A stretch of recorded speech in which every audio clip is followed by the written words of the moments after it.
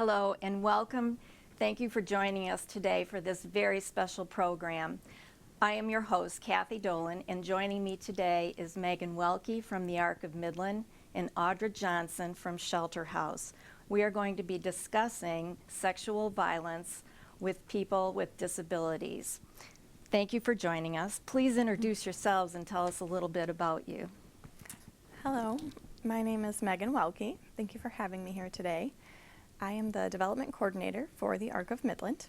At the Arc, we support people with developmental and intellectual disabilities to be full participating members of their community.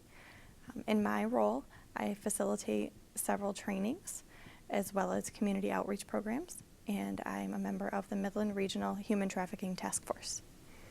Okay, Audra? And my name is Audra Johnson. I am the Counseling Services Coordinator at Shelter House here in Midland.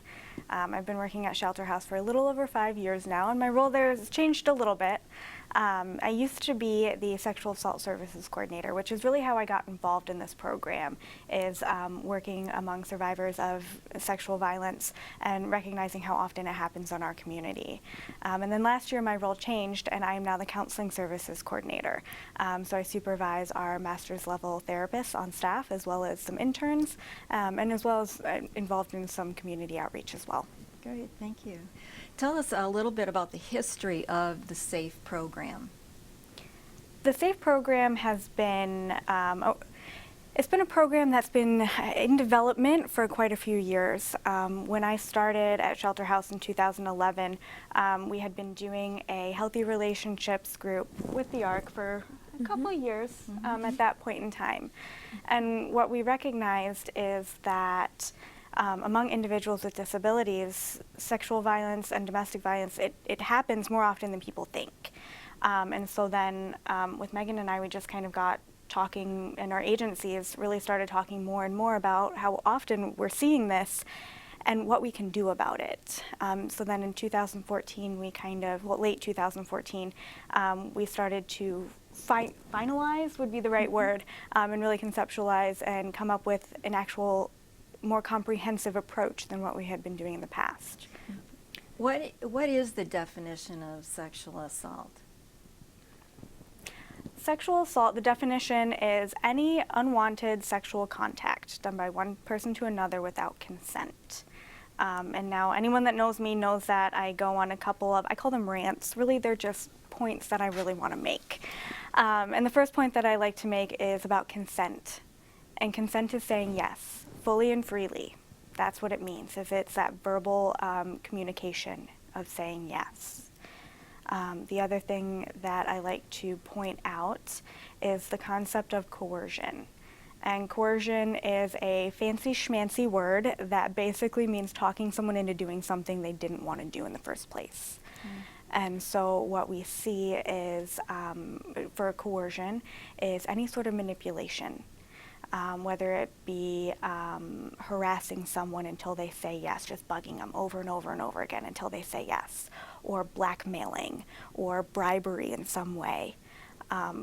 In part of my role, I get to work with a lot of middle and high school students, and how we approach the concept of coercion is through chores or homework. So I ask the students, what's your, either least favorite class to do homework with, or, what's your least favorite chore? And they're able to come up with at least one example as a class. And then I ask them, how would you try to talk me into doing this? And some of them try the flattery, that, you're just so great at math, I bet you'd do fantastic at this. Which, yeah, I'm sure I probably would. And some of them would go for that, well, I'm going to spread rumors about you if you don't do this. And so that's kind of how we talk about this among students, and even among our healthy relationship groups that we have, as we talk about this idea of coercion as manipulation. Okay. Megan, let's go back and talk a little bit about Shelter House and the ARC and how you're working together. In 2014, I had the opportunity to do my bachelor's level field placement for my social work program at Shelter House. And that's, I think, where this program really took off. I had been working as a direct support professional for a number of years, and seeing the people that I served encounter sexual assault over and over again, and realizing what a problem it was. And so when SAAFE was mentioned to me as a a new program in development, I really took a hold of that, and that's how I chose Shelter House as my placement, was this program. So Audra and I began to work together, and since finishing my placement, we've continued to work together very closely with Healthy Relationships and SAAFE. That's great. So it's been a great partnership. How often does sexual assault happen? There's a lot of statistics that show it happens a lot more often than people think. Even here in Midland County, where we have a wonderful community, we know that sexual assault still happens. The CDC, the Centers for Disease Control, they produce a survey every couple of years, and it's called the National Intimate Partner and Sexual Violence Survey. And so we shorten it to call it NISVIS. And the latest NISVIS survey shows that 1 in 5 women will experience an attempted or completed rape in their lifetime. And the most disturbing statistic that I've seen related to people with disabilities and sexual assault is that 49% of people with intellectual disabilities will experience 10 or more sexually violent incidents in their lifetime. And I think that's startling, and we have to do something about it. It's awful. There's been, on a national level, there's been a big increase in recognizing how big of an issue this is. And the Vera Institute of Justice, which is a wonderful organization, they've started doing a little bit of research and technical support regarding this. And they produced a snapshot of specifically relating to children with disabilities and sexual violence. And what they recognize is that on a national level, children who have disabilities and experience sexual violence are much less likely to get the support and treatment that is needed to help overcome this. The statistics are really alarming. What are the factors that contribute to the rate? I think one of the biggest factors that I see is a culture of compliance among people with disabilities, that as they go through school, and really any child going through school, they're taught to comply with authority, and if you don't comply, there's a negative consequence. And so oftentimes people won't say no to something that, even though it feels wrong or they know it's wrong, because they fear a negative consequence. So we work very hard to overcome that barrier. It is really difficult because people with disabilities, in my opinion, in my experience, want to please. They simply want to please. Absolutely. Yeah. How has the SAFE program gone from addressing sexual violence, or gone about addressing sexual violence in people with disabilities? When we started looking at and talking about this program, we realized that there's a couple of different ways that we wanted to go about approaching it, fully knowing that as far as prevention goes, you have to address multiple different factors. And so we decided that, number one, we would continue and expand on these groups or healthy relationship classes, whatever term you want to call them. We're pretty good with that. Some people call them classes, some people call them groups, and that's all about raising awareness that it is okay to say no to not only sexual violence, but any sort of unwanted contact that you don't want. So if you don't want a hug from someone, you don't have to have a hug. That is perfectly fine to say no to all of that physical contact if you don't want to. So we, again, decided that we would expand these groups a little bit more. We also decided that it would be really helpful and beneficial to work with the support staff, knowing that we as people don't exist in isolation. There's a lot of people around us that can make a big impact. So we offer trainings for the support staff of individuals with disabilities, and that training, it's usually about a day-long training, so it is pretty intensive, but there's a lot of knowledge and a lot of conversation that happens. And then we also decided that the last factor that we would really want to address is just raising awareness. We found these statistics shocking, so we're sure that others would find these statistics shocking. And so when we raise public awareness, we as a community can better address these issues.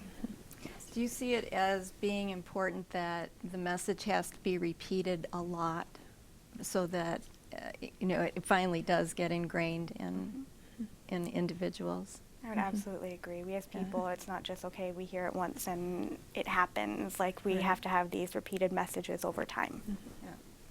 I think it's especially important for those direct support professionals who spend so much time with the person that they serve, so they can really be that front line for us of intervening when they see that something is wrong. Is the training mandatory for support staff? It is not. They do it voluntarily. Okay. We've had a lot of providers in the Midland community that have sent their support staff so that it's unilateral. I mean, we don't want to just target the people that we serve directly at the ARC or people that Shelter House works with. We want everybody to have this information. Mm-hmm.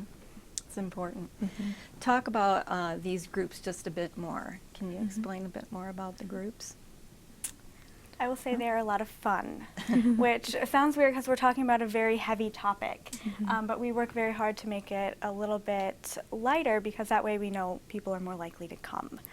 Right. So what we do is we talk a lot about just what healthy relationships and what respect is, because we also know that on a national level, if someone is to be sexually assaulted, more than likely it's going to be by someone that they know. So it's going to be a friend, it's going to be a family member, it's going to be someone that they're dating. Like, more than likely, unfortunately, that is who is going to sexually assault another person. So we wanted to address it from a relationship standpoint and kind of overcome the sexual assault myth that it's some person just, lurking in the shadows or in a bush, as you're, running. That doesn't typically happen. It's not saying it never happens, it's just, it's not typical. So we decided to address it more from a relationship standpoint and knowing what respect is and what healthy relationships are. Right. And again, knowing that even though you're in a relationship, it's still okay to say no if you don't want to do something. And on the healthy relationship piece, we talk with the groups about where do you learn about a healthy relationship? If you don't have that modeled for you at home growing up, where do you learn about it? So oftentimes, the support staff or say paraprofessionals that are working so closely with these individuals, they may not know themselves what a healthy relationship looks like. That's a good point. And so we really want to touch those people and get that information out to them. One of my favorite exercises that we do is we talk about safe people. So it goes back to the very basics of if something bad happens, who do you go to for help? And we have this exercise where we really have and talk through what is a safe person.